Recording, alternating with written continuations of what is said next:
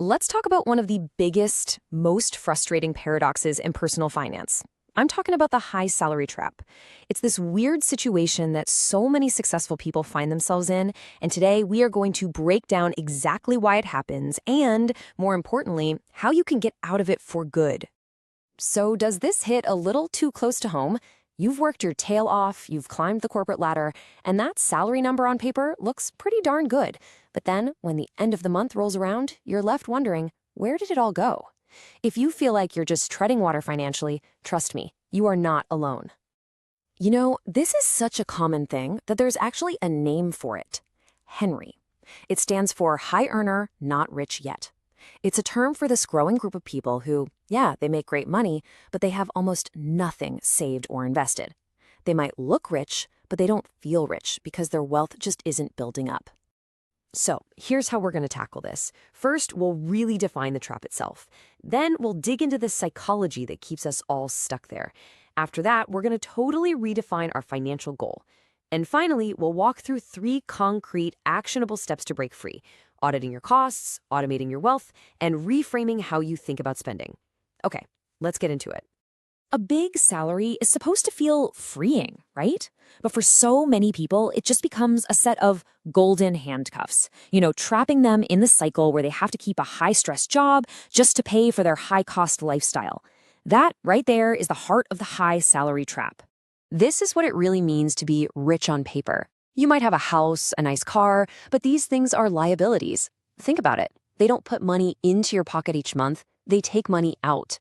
Real wealth is when your assets, the things that make you money, are bigger than your debts, and that positive gap is getting wider and wider. And the number one reason for this is something called lifestyle creep. It's the silent wealth killer. It's sneaky, It's all those little upgrades. You get a slightly bigger apartment, a nicer car, you start eating at fancier restaurants, and with every pay raise, your spending just expands to absorb it. And before you know it, what used to feel like a luxury now feels like an absolute necessity.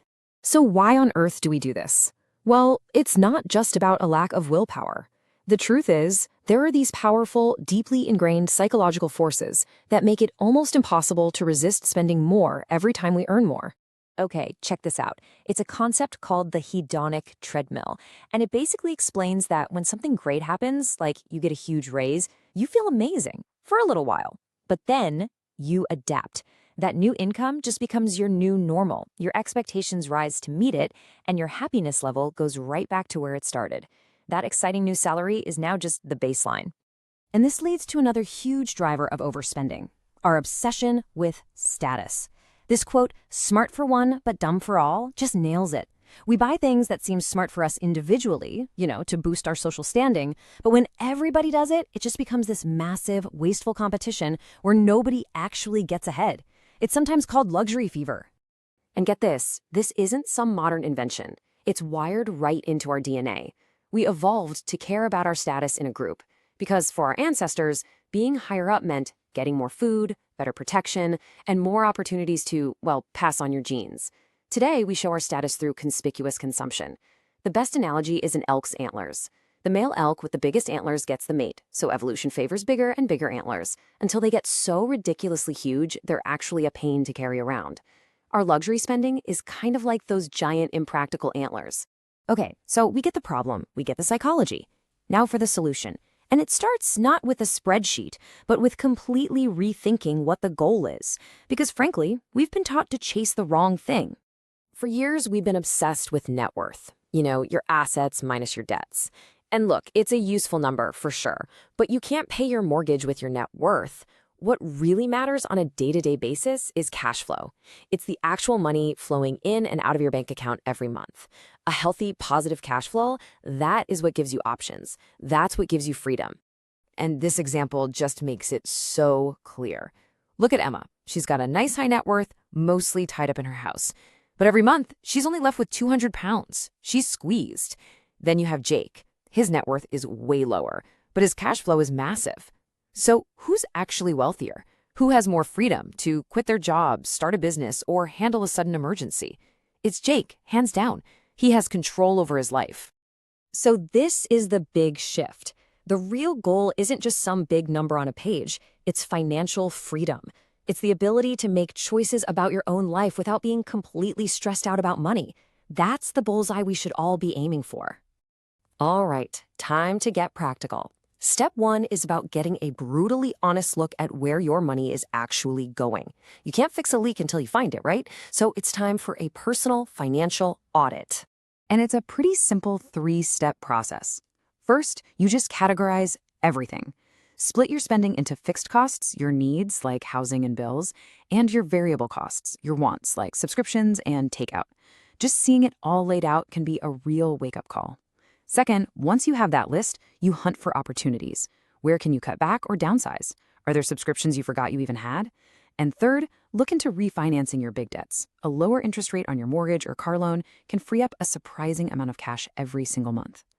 Okay, once you've found some breathing room in your budget, the next step is the real game changer. You have to make building wealth automatic. This is the secret to getting off the hamster wheel. You've got to pay yourself first. And thankfully, there are some amazing tools for this. Absolutely max out your workplace pension, especially if your job matches your contribution. I mean, that's literally free money. Use tax-smart accounts. Set up an automatic transfer to your investment account for the day right after you get paid, so you never even see the money. And here is the golden rule. From now on, commit to investing at least half of every single raise or bonus you ever get.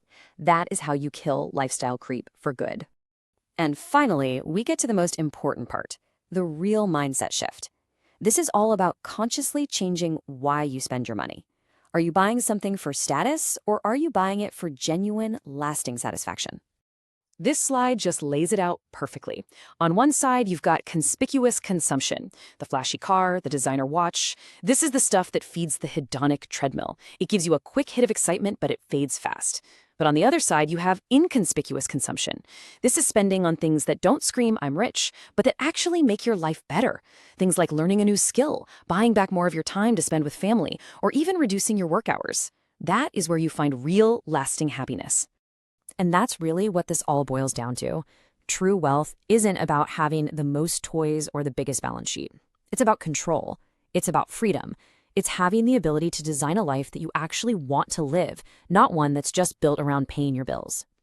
So I'll leave you with this one question to think about. Take a look at your own spending. What is one purchase, just one, that you could redirect this month? Move that money away from something that's about status and put it towards something that will bring you real, lasting satisfaction and freedom. Answering that question could be the first step to changing everything.